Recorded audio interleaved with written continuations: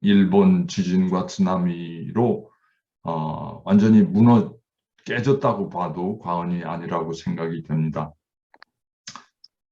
일본 국민들이 그 동일본 지진으로 후쿠시마 제1원전이 내려가.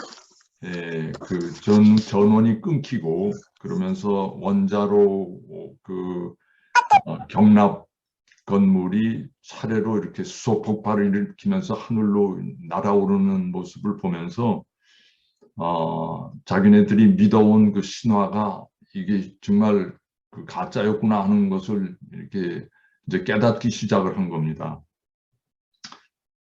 그 상황에서 그 발전소를 경영한 그 동경전력의 그 운영진과 그리고 일본 정부의 그 담당 관료들도 왜 그런 참사가 일어났는지 정확한 그 사정 파악을 못하고 있었습니다. 그리고 어떻게 수습해야 좋을지 그 수습 방법도 대책도 나오질 않고 아주 그 황당한 그런 그 얼굴들로 TV 화면에 등장하면서 끊임없이 이렇게 반복하는 단어는 예상 외의 일이 일어났다. 상정한 것의 바깥에 일이 일어났다. 그러니까 이거는 사실 누구 책임도 없고 이건 우리로서는 어떻게 해볼 수 없는 불가항력적인 사건이었다. 뭐 그런 것만 계속 반복하고 있었습니다. 그러니까 이제 일본 사회 각계에서 지금까지 원전 분야의 전문가라는 분들이 해온 이야기나 또 그들이 펼쳐온 정책에 대해서 이제 대단한 그 비판과 분석과 이런 이야기가 쏟아져 나오기 시작을 한 거죠. 그래서 국민의 생명에 직결되는 이런 중대사를 소수의 전문가들, 원자력 안전위원회 뭐 몇몇 사람들 아니면 뭐 원자력 학회 뭐 학자 몇몇 사람들 그런 사람들에게 맡겨 놓을 수 없다는 그런 의식이 이제 일본 국민들한테 폭넓게 형성이 되기 시작을 했습니다. 저도 사실 그 원전에 대해서 별로 관심도 없었고 아는 것도 없는 그 문외한이었습니다.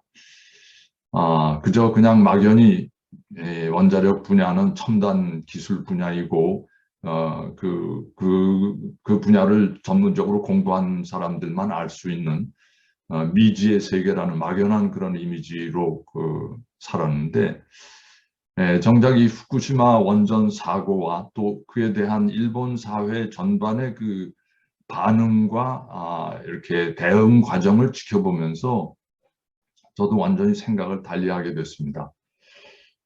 기술 분야의 전문가들이란 자기 기술 분야에 있어서는 전문 지식을 갖고 있지만 그러나 그 분야를 조금만 벗어나면 전혀 전문가도 아니고 특히 우리 국민 개개인의 생명과 또 사회 전체에 미치는 엄청난 그 파급 효과를 가진 그런 문제를 전체적으로 다 책임질 수 있는 전문가는 아무도 없다는 그런 생각을 이렇게 하게 됐습니다.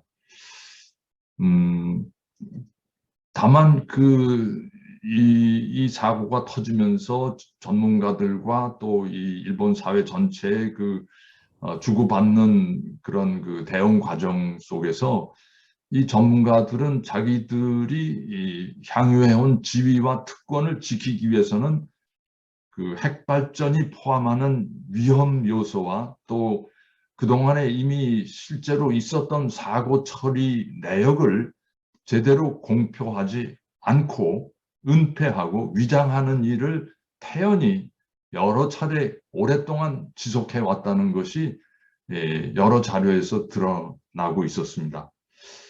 그래서 후쿠시마 그 사고 이후에 일본 학회와 일본 학계와 또 시민사회에서 제기해온 그 원전의 문제점과 현실을 저도 이제 좀 더 깊이 들여다보고 고민하기 시작을 했습니다.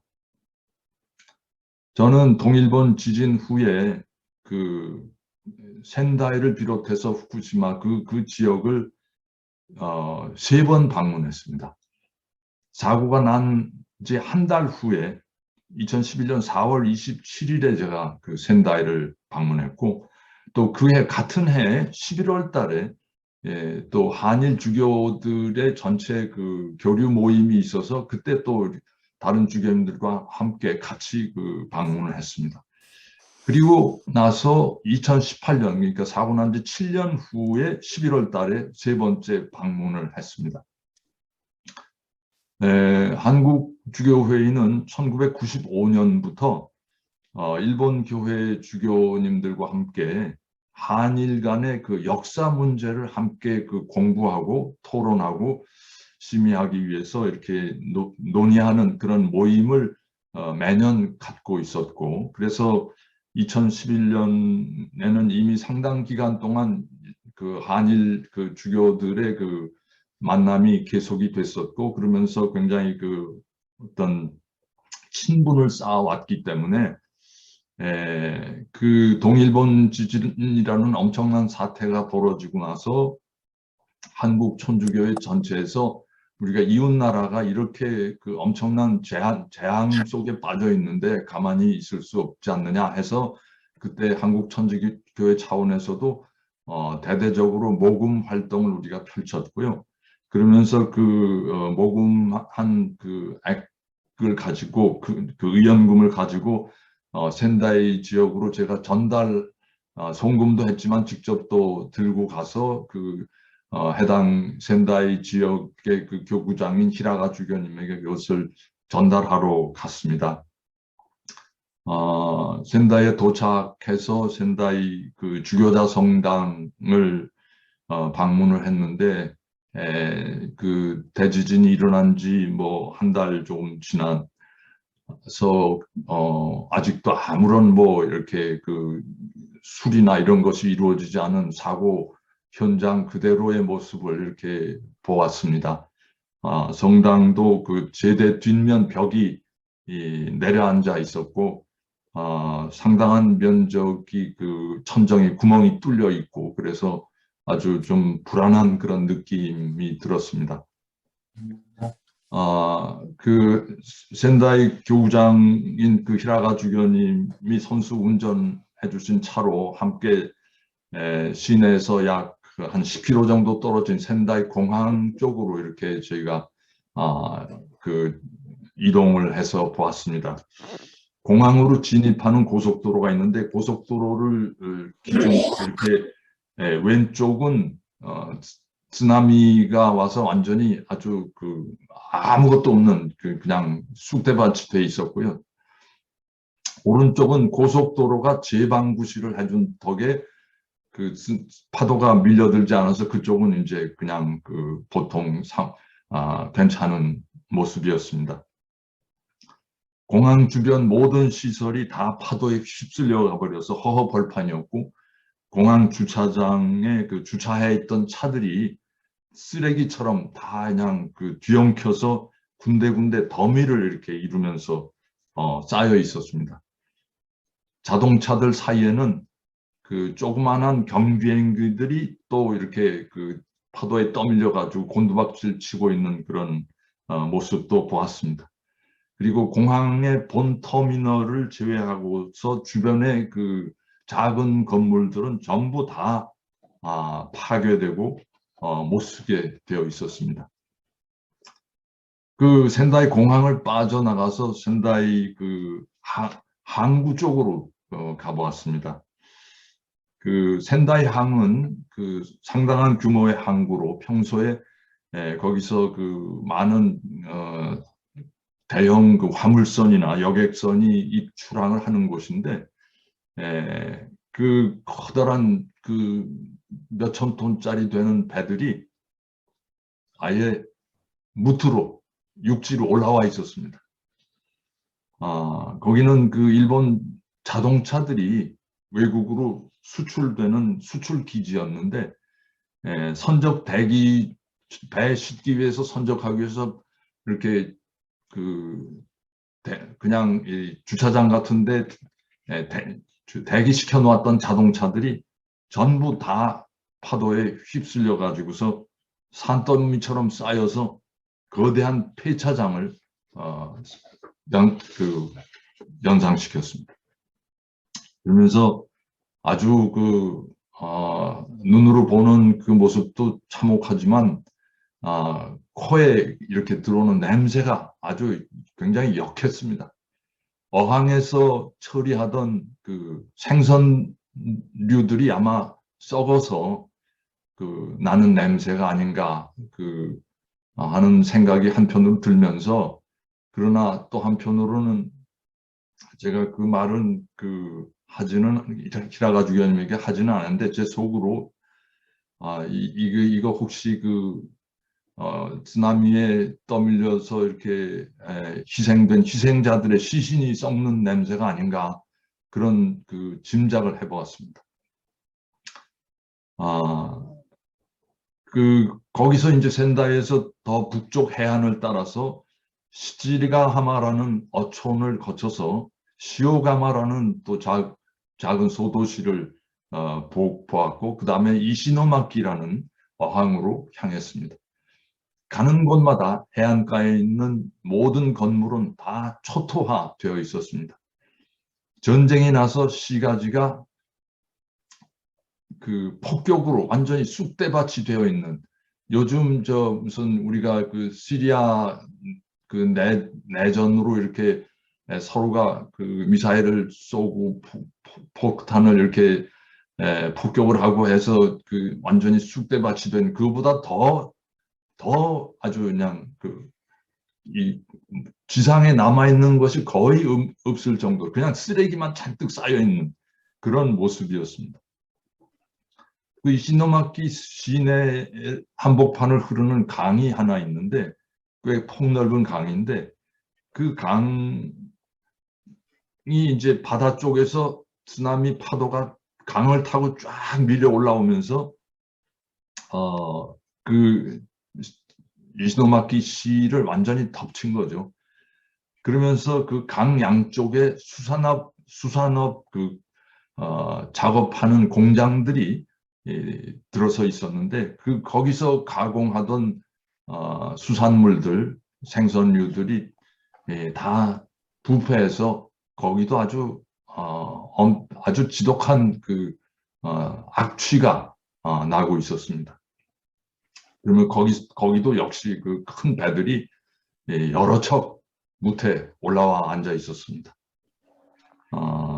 그리고 이제 항구에서 조금 더 이제 높은 지대로 올라가서 이시노마키 성당을 저희가 찾았습니다. 이시노마키 성당이 상당히 높은 지역에 있는데, 왜 그렇게 높은 지역에 있는가 했더니, 옛날 100여 년 전인가 명치시대라고 기억을 합니다만은, 그때도 엄청난 쓰나미가 있었대요. 그래서 그때 희생이 컸었기 때문에 선교사들이 성당은 이제 낮은 데 지어서는 안 된다 해가지고 높은 데 지었다는 거예요. 그래서 그 성당은 무사했습니다. 신자 130명 정도의 작은 성당인데, 젊은 자원봉사자들이 와서 많이 도움을 주고 있었습니다. 거기 주임인 노이 신부님이라는 분을 만났는데, 그 신부님도 자기 친척과 친지들 여럿을 잃었다고 했습니다. 그리고 제가 찾아갔을 그 무렵에도 여전히 새로운 시신들이 매일같이 발견이 되고 있어서 자주 자기는 시체 안치소에 매일 찾아가서 혹시나 하고 얼굴을 확인해보고 그들을 위해서 기도하는 그런 시간을 갖는다고 했습니다. 그러면서 이제 그날 저녁에 히라가 주교님하고 제가 이제 저녁 식사를 하면서 한 달 전에 3월 11일 날 사건이 터졌을 때, 사고가 났을 때 히라가 주교님 자신은 어디에 있었는지, 뭘 하고 계셨는지 하는 걸 제가 물었습니다. 그랬더니 기라가 주교님이 그때 공교롭게도 그 동경에 도쿄에 회의가 있어서 주교 회의에 회의가 있어서 신칸센 기차를 타고 상경하는 중이었는데 도중에 갑자기 그 기차가 엄청 흔들리면서 급정거를 했다는 겁니다. 근데 그것이 터널 안에서 이렇게 그 급정거를 한 거죠. 기차는 멈추어 섰고 정전이 돼서 완전히 깜깜한 굴 속에 갇혀 버렸습니다.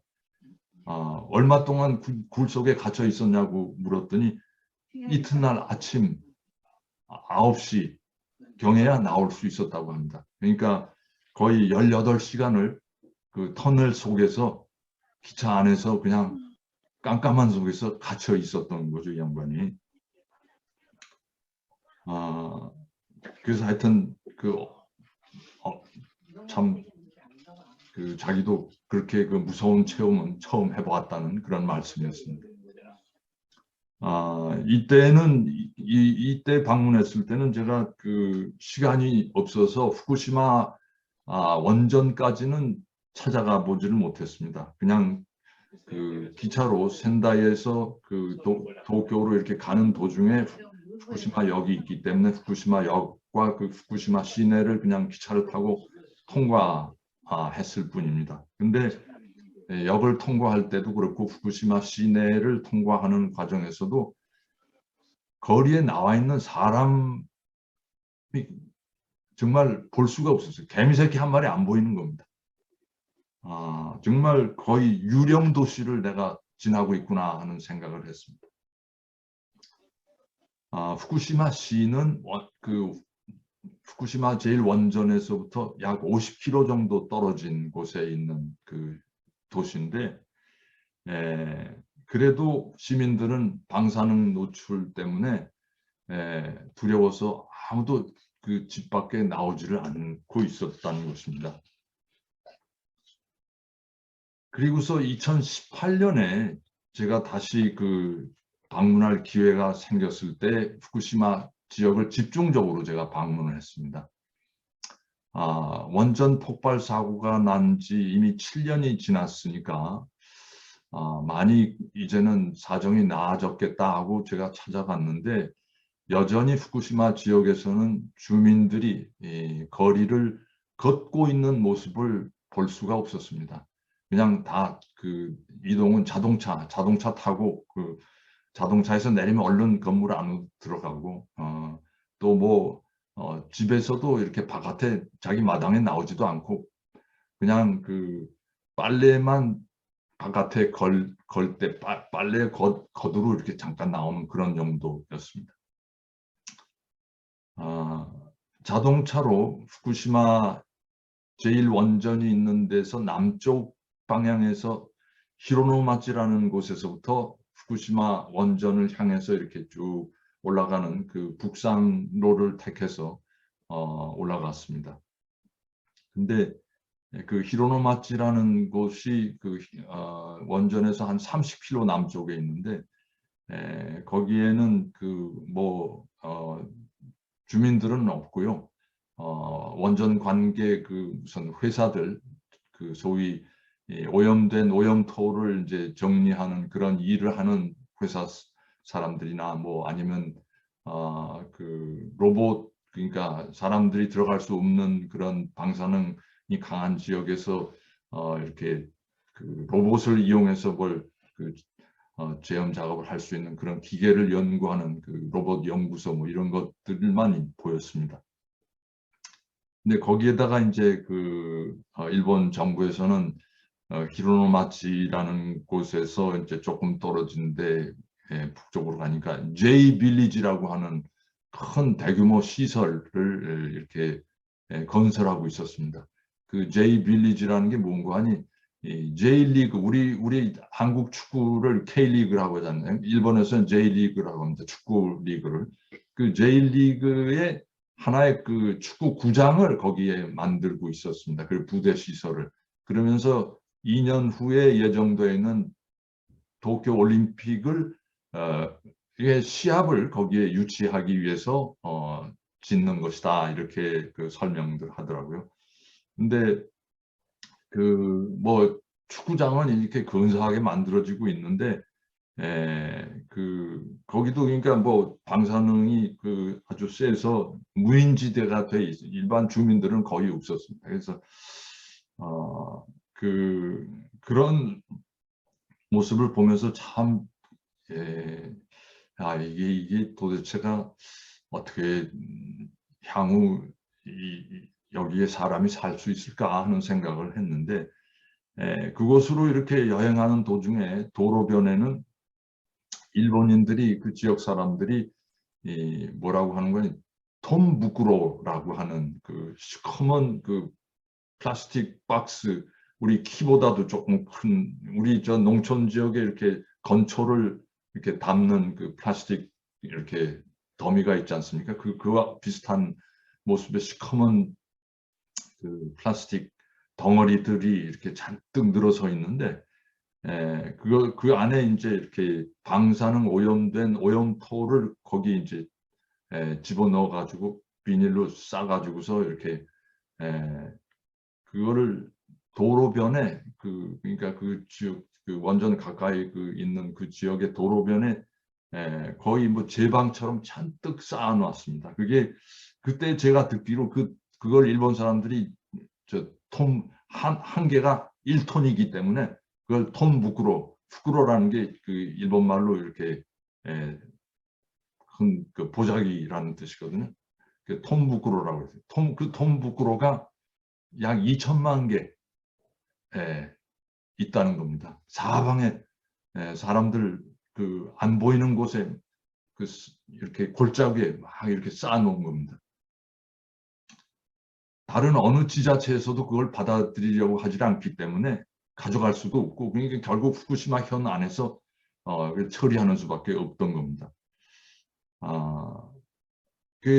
그러면서 또 그 가는 도로변에 이제 고속도로 휴게소에 이렇게 잠시 들려보면 그 주변 지역의 마을들의 그 방사능 수치가 이렇게 나와 있어요. 전광판이 있더라고요.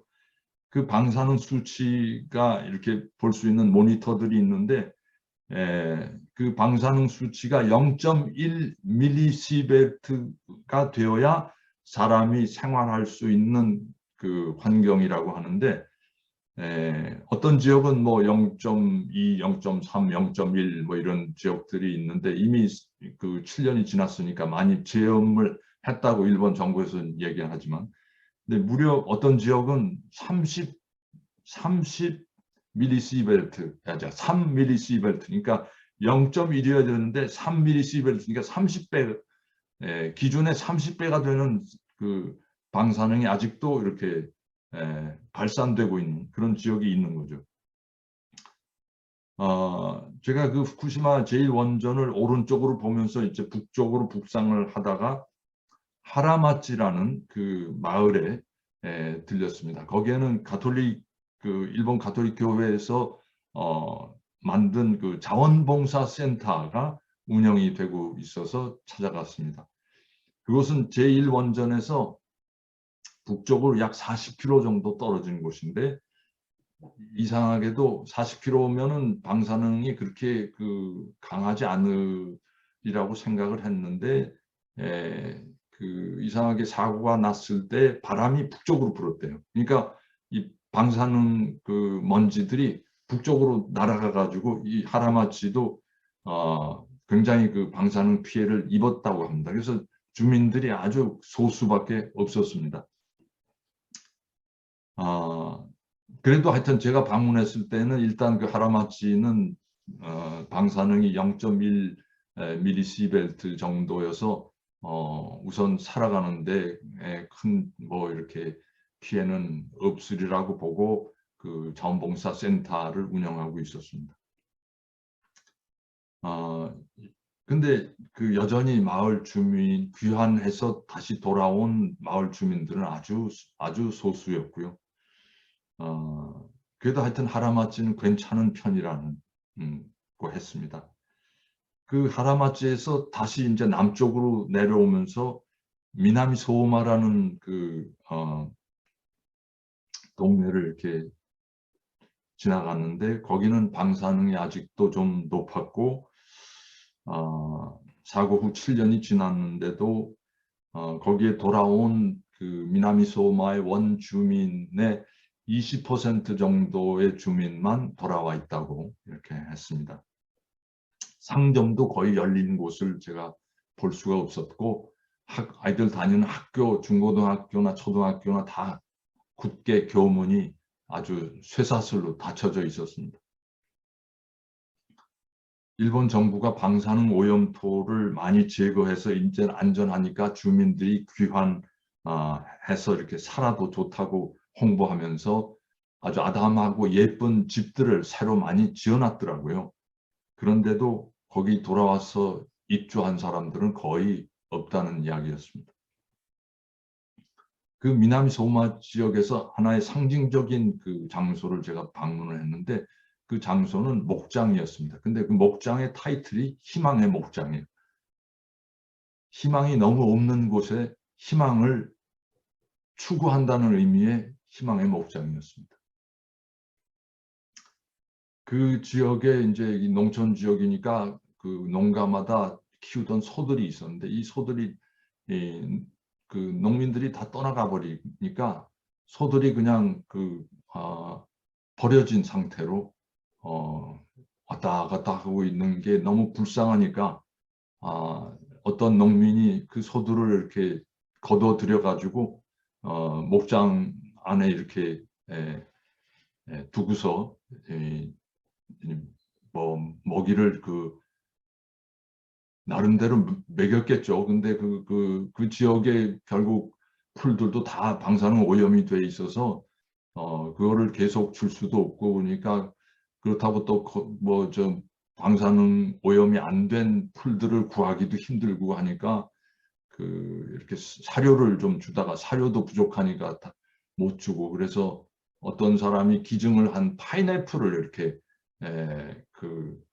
이렇게 소들한테 이렇게 뿌려놨더라고요. 근데 파인애플을 소들이 과연 먹을 수 있는지 없는지 모르지만 하여튼 그 소들도 그냥 멍하니 바라만 보고 있더라고요.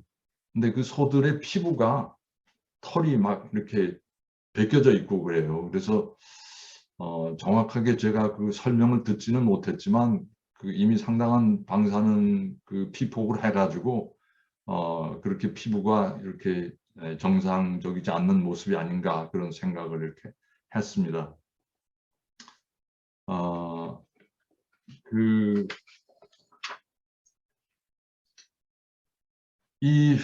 일본은 후쿠시마 제1원자력 발전소 사고로 인해서 전문가들 사이에서도 의견이 양분되어 왔습니다. 후쿠시마 원전 사고 후에 일본은 일본 전체 본래 54기의 원전을 가동시키고 있었는데 후쿠시마 사고 터진 후에 올 스톱, 전부 다 스톱 시켰습니다. 근데 시간이 지나면서 차츰 그 시설 점검을 거쳐서 뭐 우리도 그 미디어를 통해서 소식을 듣고 있습니다만은 작년까지 2021년까지 54기 중에 9기를 다시 재가동을 했습니다. 그리고 앞으로도 일본 정부는 계속 그 재가동을 하는 쪽으로 방향을 정하고 그런 쪽으로 국민들을 설득하고 또 이렇게 시설을 뭐 점검하고 있다고 합니다. 근데 아직 일본 국민 전체의 그 불안감과 불신이 상당해서 그걸 빨리 이렇게 재가동으로 가지를 못하고 굉장히 아주 신중하게 일본 정부도 서서히 이렇게 접근하고 있다. 뭐 그렇게 보입니다. 아직도 45기가 가동 중단 상태에 있는 겁니다.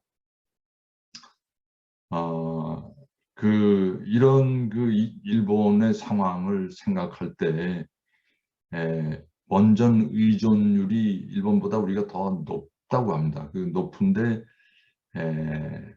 우리는 정작 후쿠시마 사고가 터졌을 때는 굉장히 미디어에서도 언론에서도 그걸 집중적으로 보도를 하고 그 위험성에 대해서 또 이렇게 문제 제기를 하는 분들도 많이 계시고 했는데 우리 한국 백성들은 지난 10년 사이에 다 잊어버렸어요. 그거. 그런 위기의식과 뭐 이런 문제점들을 다 잊어버리고 이제 지금 그 차기 정부는 완전히 뒷걸음질 쳐서 옛날로 돌아가려고 하고 있습니다. 저는 이 원자력 발전소 문제를 이렇게 들여다보면서 이 용어부터가 문제가 있다 그런 생각을 했습니다. 원자력 발전소라는 그 용어부터가 부정확하다. 왜냐하면 서구에서는 유럽이나 미국에서는 처음에는 원자력 에너지라는 그 표현을 쓰다가 요즘은 다 핵 에너지, 핵 발전, 핵 발전소라고 이렇게 이름을 다르게 부릅니다. 왜냐하면 원자는 물질이 안정되어 있는 최소한의 단위이고 원자 상태에 머무는 한 아무 일도 생기지 않습니다. 근데 그 원자에다가 중성자를 부딪혀 가지고 깨트려서 그 안정되어 있는 핵이 분열되면서 그 핵이 분열되는 과정에서 엄청난 에너지가 쏟아져 나오기 때문에 그 에너지를 폭탄으로 쓰면 핵폭탄이 되는 거고 그 에너지를 파이프에 담아서 그 물을 끓이는 그 에너지로 삼으면 핵발전소가 되는 겁니다. 핵발전소의 시작은 핵폭탄에서 시작된 겁니다. 핵폭탄 만들고 나서 그 엄청난 그 투자와 인력을 갑자기 중단할 수 없으니까 어떻게 이용을 할까 하다가 핵발전이 생긴 겁니다. 그러니까 핵발전소의 아버지는 핵폭탄이에요.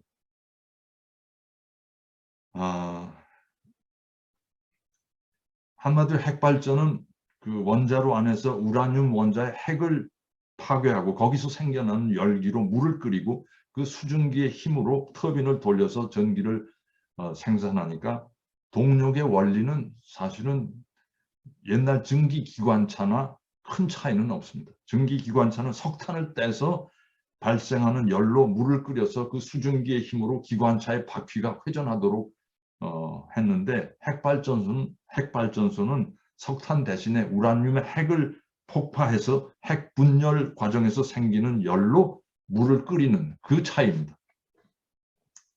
그래서 이 핵발전이 가지고 있는 구조적인 문제점을 몇 가지 좀 말씀드려 보겠습니다. 여러분들도 뭐 이미 대부분 아시리라고 봅니다만 제가 그냥 좀 더듬어 보겠습니다. 먼저 그 핵발전 그 원자로 안에 이렇게 원전 그 구조 안에 핵 분열로 에너지를 만들어내는 그 핵 분열시키는 원자로 부분과 또 거기에서 나오는 그 엄청난 어마어마한 에너지로 물을 끓여서 그 물과 수증기를 받아서 터빈을 돌려서 전기를 생산시키는 발전기 부분, 크게 두 가지로 이렇게 나뉩니다. 화력발전소의 경우에는 석유나 석탄을 태워서 물을 끓이고 필요한 만큼의 연료를 공급하다가 온도가 충분히 올라가서 이제 그리고 발전량이 충분하다고 생각되면은 연료 공급을 중단하면 그 화력 발전이 그냥 멈추는 거죠. 근데 핵발전소의 경우에는 한번 핵분열 작업을 시작해 놓으면 마음대로 끌 수가 없다는데 가장 치명적인 문제가 있습니다. 우라늄 핵분열이 일어나면 그리고 거기서 엄청난 고온의 에너지가 발생하기 때문에 원자로의 그 원자로 둘러싼 압력 용기가 과열되지 않게 하기 위해서 끊임없이 냉각수로 원자로 자체를 이렇게 식혀야 됩니다.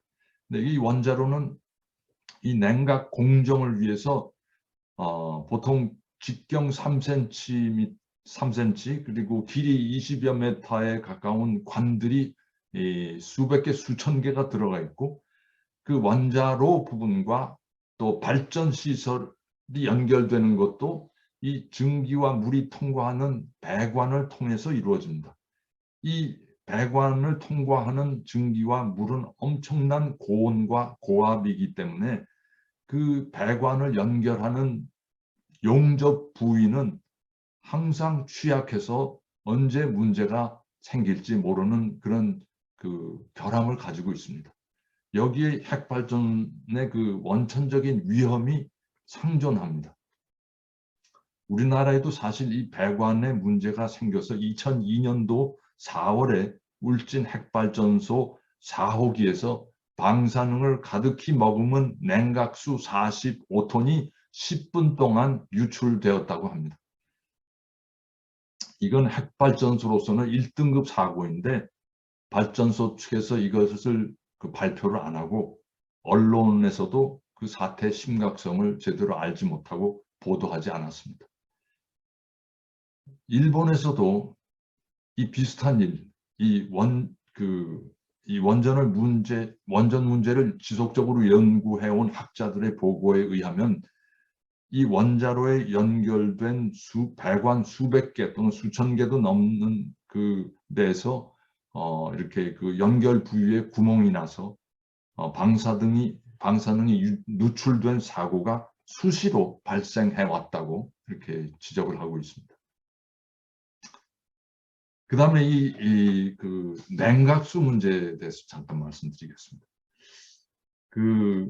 이 원자로를 아까 식히지 않으면 안 된다는 말씀을 드렸는데, 원자로의 그 핵분열 때문에 일어나는 그 고온과 고압을 이렇게 그 적당한 온도로 식히기 위해서 냉각수를 계속 가동을 해야 되는데, 이 냉각수를 돌리는 모터의 전원이 차단되면 원자로 냉각 공정이 중단이 되고, 그러면 원자로가 점점 이렇게 온도가 올라가서 결국 그 원자로 자체 용융 녹아내리는 그런 멜트다운이라는 현상이 일어나는 겁니다.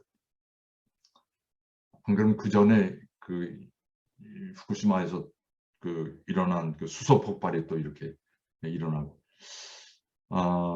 그 후쿠시마 원전의 경우 이렇게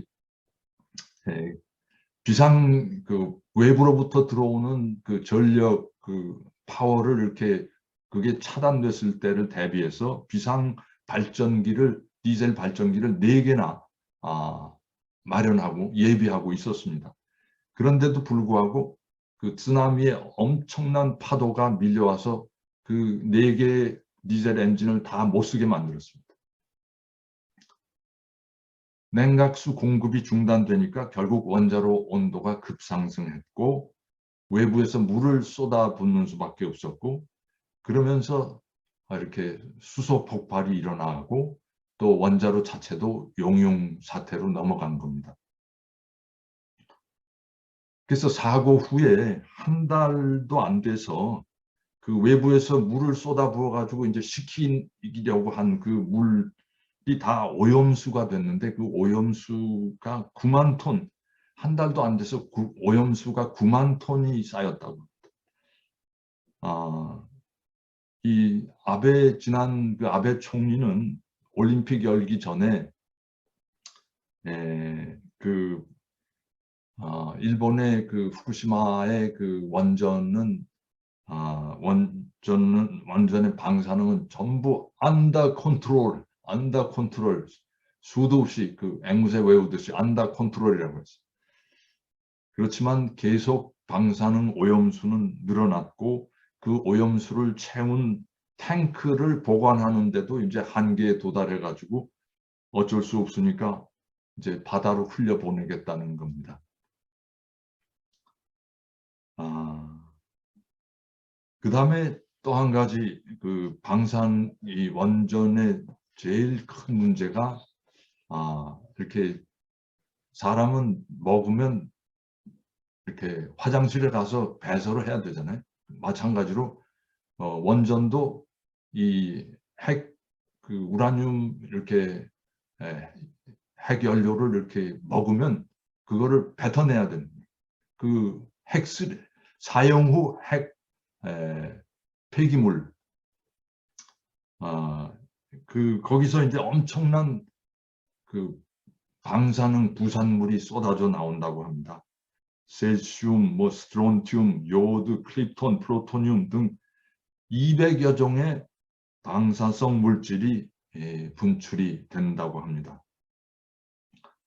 그 방사능이 아주 높은 그 고준위 방사성 폐기물에서부터 낮은 중 또는 저준위 폐기물까지 다양한 방사성 물질이 쏟아지는데, 그 처리 방법이 이제 고준위와 또 중준위, 저준위 다른 모양입니다. 근데 지금 뭐 우리나라에서는 그 제대로 그 폐기물 저장할 수 있는 중저준위만을 위해서 우선 경주 방패장을 만들었는데, 그것도 아직 다 완공이 되지는 않았습니다. 지금 그 세계 각 원전들은 이게 다 큰 골칫거리고 숙제입니다. 이 방패물들을 다 이렇게 어디에 어떻게 안전하게 처리할 거냐. 지금 우리나라 대부분의 원전에서는 어디 둘 데가 없으니까 그냥 원자력 발전소 내 부지 내에 이렇게 그냥 쌓아놓고 있습니다. 세계에서 유일하게 안전한 방패장을 이렇게 지하 몇백 미터로 이렇게 그 지진도 전혀 없고, 역사적으로 지진이 있었던 기록도 없고, 뭐 이렇게 어떤 그 지형적인 단층의 그 뭐 이동도 없고, 그런 가장 안전하다고 보장된 그 지역의 방사성 폐기물을 이렇게 보관할 수 있는 지하 터널을 제대로 마련한 데가 세계에서 핀란드 한 군데 뿐이라고 합니다. 그 다음에 또 한 가지 드릴 말씀은 그 원자력 발전소, 핵발전소에서 일하는 실무자, 노동자들의 인권 문제에 대해서 말씀드리고 싶습니다. 원자로는 한번 가동되면 그 안에 기압이 70에서 150 기압을 유지해야 된다고 합니다. 그리고 내부 아까 말씀드린 그 내부의 그 배관의 배관 내부에 약 섭씨 300도의 물이나 수증기가 이제 이렇게 그 안에 채워지는데, 그러니까 그 자연히 그 배관 그 용접 부위에 아까 말씀드린 처럼 문제가 생기고, 거기서 이제 냉각수가 누출이 되고 이런 사고가 수시로 터질 수 있는데, 그때 그 배관을 연결시키는 밸브를 갈아 끼워야 되는 작업이 있는 거죠. 근데 그 작업을 기계가 할 수 없습니다. 사람이 해야 됩니다. 근데 이 수작업으로 이루어지는데, 그 공사를 수행하는 사람들은 어쩔 수 없이 고준위의 방사능에 피폭될 수밖에 없습니다. 근데 이런 위험한 작업을 누가 하느냐? 한수원 한국수력원자력 발전소 아니면 원전 발전소 그 직원들이 하느냐? 아닙니다.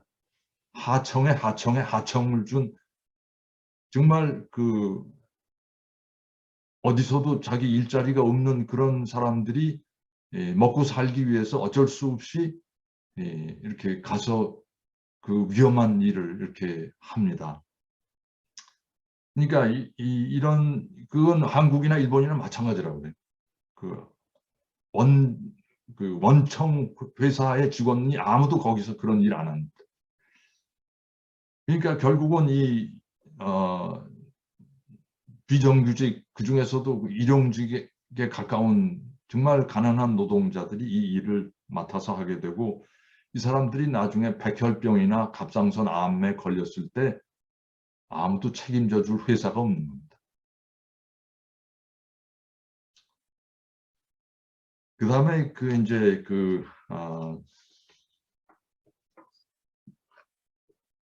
방사능에 실제로 이제 피폭 당하는 분들에 대해서 좀 이야기해 보겠습니다.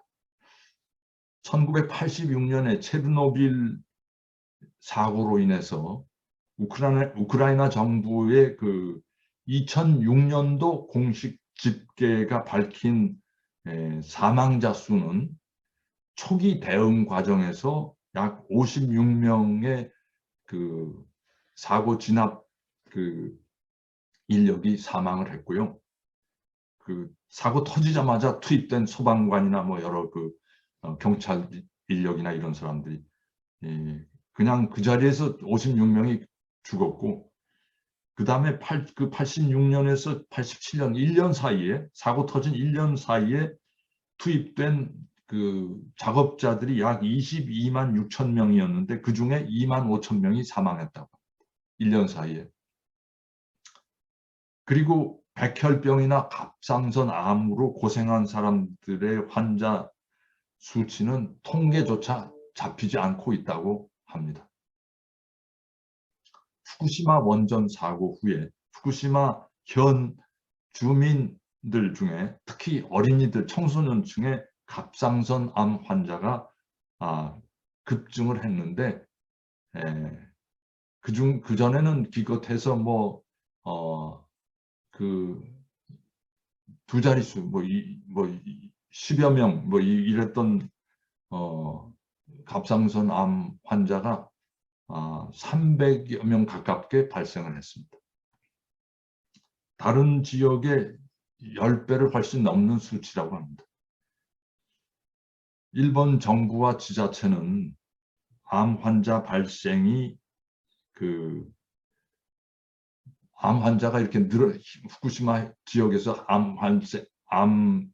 갑상선 암 환자가 이렇게 늘었다는 그 수치는 인정을 하지만, 그러나 그 갑상선 암 환자가 이 원전의 방사능 때문에 걸렸다 하는 과학적인 증거가 없다, 이렇게 뻗대고 있는 겁니다.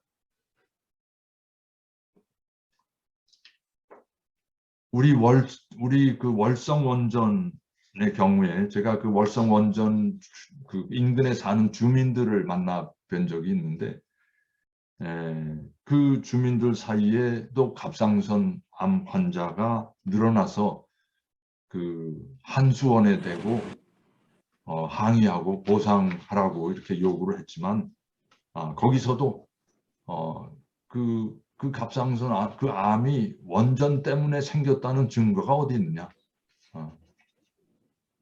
그리고 이렇게 받아들이지 않는 겁니다. 이 원전을 찬성하는 분들의 그 논거는 가장 큰 근거가 경제적 이유입니다. 전기 생산 단가가 원전이 제일 싸다. 그리고 청정 에너지다. 근데 시간이 갈수록 세계 각국에서 신재생 에너지의 태양광 발전이나 아니면 풍력 발전의 생산 단가는 계속 내려가는 반면에 원전의 생산 단가는 계속 올라가고 있습니다. 왜냐하면 원전을 가동함으로써 생기는 아까 말씀드린 사용급 핵 폐기물의 처리 과정에서 드는 경비, 아니면 폐로 과정에서 생기는 경비, 이런 것을 지금까지 계상했던 것보다 훨씬 더 비용이 계속 올라가고 있기 때문입니다. 세계적으로 원전은 사양 산업입니다. 지난 30년간 유럽에서 원전이 50개 줄었고 미국에서는 10개가 줄었습니다. 우리가 원전을 도입해 온 미국의 원래 원전을 제작한 모 회사인 웨스팅하우스라는 회사가 2017년에 파산했습니다. 그리고 이 회사 웨스팅하우스가 일본의 도시바라는 회사로 넘어갔습니다. 근데 이 도시바, 일본에서도 도시바라고 하면 알아주는 명문 재벌 기업이었죠. 근데 이 도시바도 다른 여러 가지 이유도 있겠지만 여하튼 웨스팅하우스를 받아가지고 적자를 감당을 못해서 작년 2021년 거덜이 났습니다. 기업 분할로 회사가 쪼개졌습니다. 2022년 금년 1월 27일에 일본의 고이즈미 전임 총리를 비롯해서 간 무라야마, 하도야마, 호소카와 이 5명의 전임 총리들이 유럽연합 EU에 편지를 아주 공환을 냈습니다. 그 편지 내용은 EU가 그 지속 가능한 에너지 구축을 위해서 이렇게 여러 가지 그 계획을 세우면서 그 중에 핵 에너지를 배제를 안 시킨 데 대해서 그거는 대단한 그 실수다 하면서 그 우려의 뜻을 전하는 그 5분의 전임 총리들의 연명으로 서명된 편지가 이후로 발송이 됐습니다. 이것은 그 편지 내용을 읽어보면 일본이 후쿠시마 원전 사고 후에 지난 10년 동안 수십만 명의 시민들이 방사능 오염으로 삶의 터전을 잃었고 땅을 잃었고 집을 잃었고 그래서 엄청난 고난의 세월을 보냈고 많은 어린이들이 갑상선 암으로 고통받고 있다는 사실을 일본 사람들이 다 체험해 왔는데 유럽의 국가들이 다시 그런 어떤 참사를 겪게 되지 않기를 진정으로 바라는 바이다. 그렇게 편지 내용에 되어 있더라고요. 근데 일본 국내에서는 그 편지 때문에 일본 정부나 또는 지자체에서 굉장히 반발하는 또 그런 움직임도 있더라고요. 일본이 이렇게 후쿠시마 그걸 사고를 이렇게 지금 잘 이렇게 정리하고 이렇게 회복하려고 하는데 찬물을 끼얹는 그런 일을 전임 총리라는 사람들이 그렇게 했냐 하면서 막 방해하는 그런 또 움직임도 있었습니다. 근데 여하튼 그 5명이나 되는 전임 총리들이 자기들의 이름을 걸고 이런 편지를 온 세상을 향해서 발표할 정도라면 일본 국민 전체가 이 원전의 위험과 또 과거에 일어난 사고 때문에 얼마나 큰 상처를 입고 있는지를 우리는 아주 분명하게 알 수 있는 것이라고 생각됩니다. 그 편지에 또 이런 내용도 있었습니다. 후쿠시마 사고 이후에 국내외의 많은 연구자들의 연구와 조사 과정에서 원자력 에너지가 더 이상 안전하지도 경제적이지도 청정하지도 않다는 것이 판명되었다. 이렇게 아주 명백하게 선언하고 있었습니다.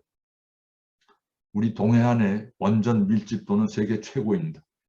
원전 5기가 모여있는 월성원전 반경 30km 안에 경주, 울산권 인구가 150만이 있고요.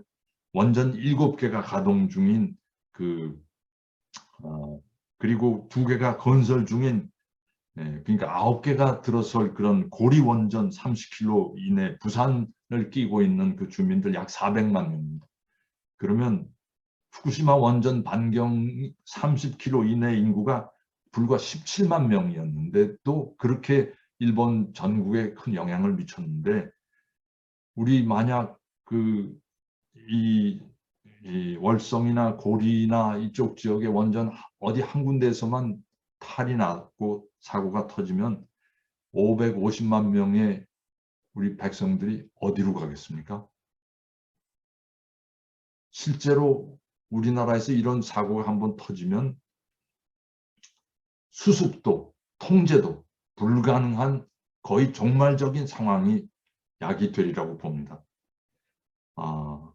우리는 이런 대규모 재앙을 감당할 기술도 또 수단도 없습니다. 인간의 힘으로 해결이 불가능한 종말적 상황이 될 것입니다.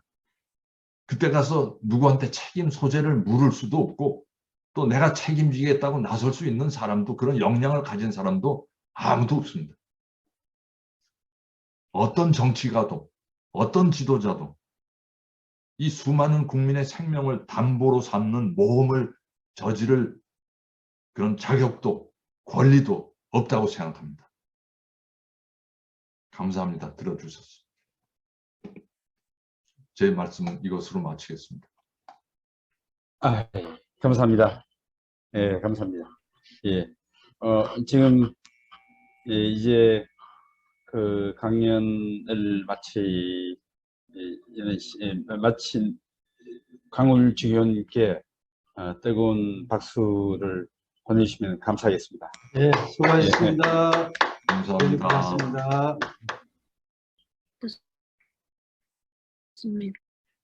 예, 그러면은 전체 보기를 하고, 잠깐만요. 예. 지금 오늘 강연해 주신 예정 시간은 12시까지인데, 시간을 좀 더 연장을 해서, 오늘 말씀하신 내용에 대해서, 좀 이렇게, 추가적으로, 추가적으로 궁금한 부분이라든가 혹은 더 좀 이렇게 말씀해 주시면 좋겠다 하는 점이 있으신 분께서는 한번 의견을 주시면 감사하겠습니다.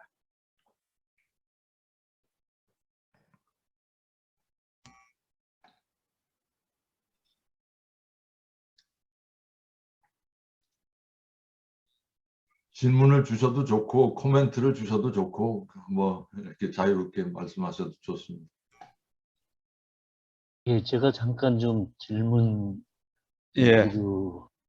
질문이라기보다 오늘 너무 좋은 감동적인 말씀을 해주셔서 정말 다시 한번 원전이 얼마나 무섭고 우리에게 해가 되는지 마음에 새길 수 있어서 감사를 드리고요.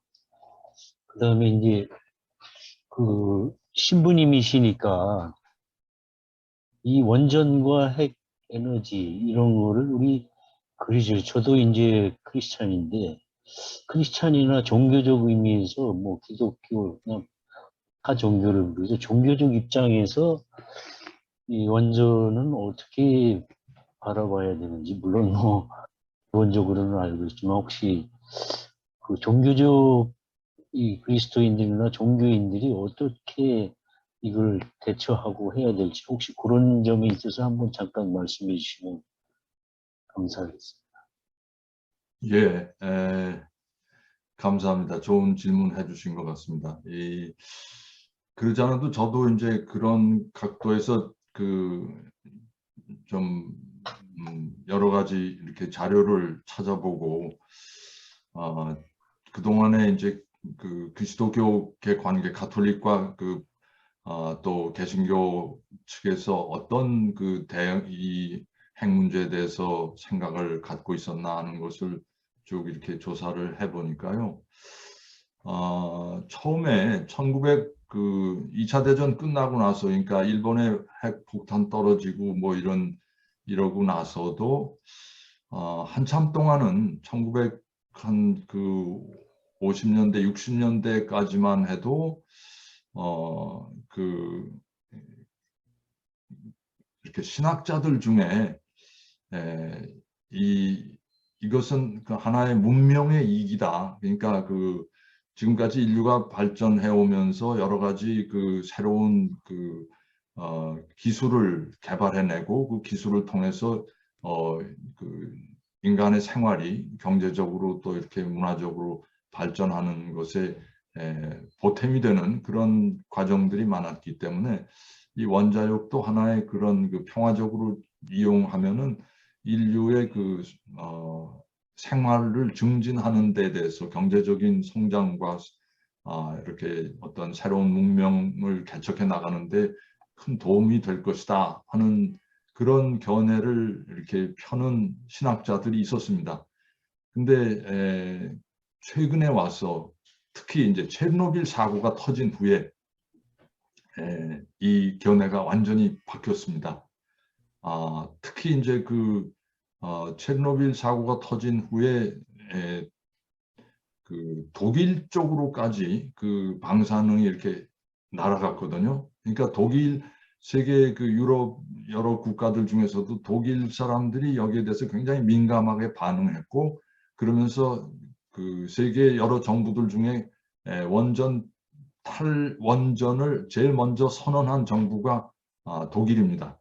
그 독일이 그런 그 과감한 결단을 하기까지 먼저 그 체르노빌에서 날아온 그런 방사능을 보면서 독일 사람들이 이거 잘못하면 큰일 나겠구나 하는 생각을 했고, 그러면서 독일이 그리스도인들도 이거를 진지하게 다시 이 교회 입장에서 생각을 했고, 그러면서 가톨릭과 그 개신교 양측의 신학자들이 다 공감하면서 이것은 비윤리적이다. 우리 그 인간의 생명에 치명적인 그 어떤 손상을 입힐 수 있는 이 원전, 그리고 그거를 수습할 수 있는 아무런 대책이 마련되지 않은 상황에서 이런 일을 계속하는 것은 이거는 비인간적이고 비윤리적이다 해서 대부분의 이렇게 신학자들이 거기에 대한 반대 의견을 이렇게 펴고 있고,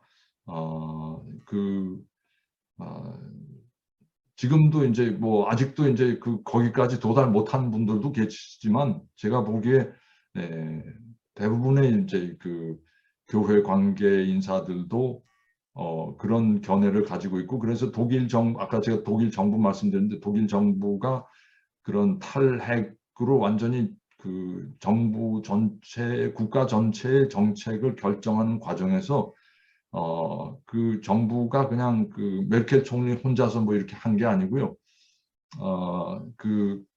상당히 오랜 기간 동안 코미티를 구성을 해서 그 코미티에서 이 문제를 다루었습니다. 근데 그 코미티 안에 정부의 행정가들, 그다음에 과학 분야의 학자들, 그리고 교회 관계자들, 가톨릭 대표, 프로테스탄트 대표들이 참여해서 함께 논의하고 이 국가 정책을 결정하는 과정에서 이게 그냥 과학 문제만이 아니고 인간의 생명을 다루기 때문에 윤리 문제이기도 하기 때문에 이런 종교인들도 참여를 해야 된다 하고, 정부가 그걸 아주 시작부터 그렇게 받아들였고, 그래서 시종일관 종교인들이 참여해서 이 독일의 탈핵 정책이 결정됐습니다. 그래서 그런 정도로 설명을 드리면 제가 아는 설명은 다 드린 것 같습니다.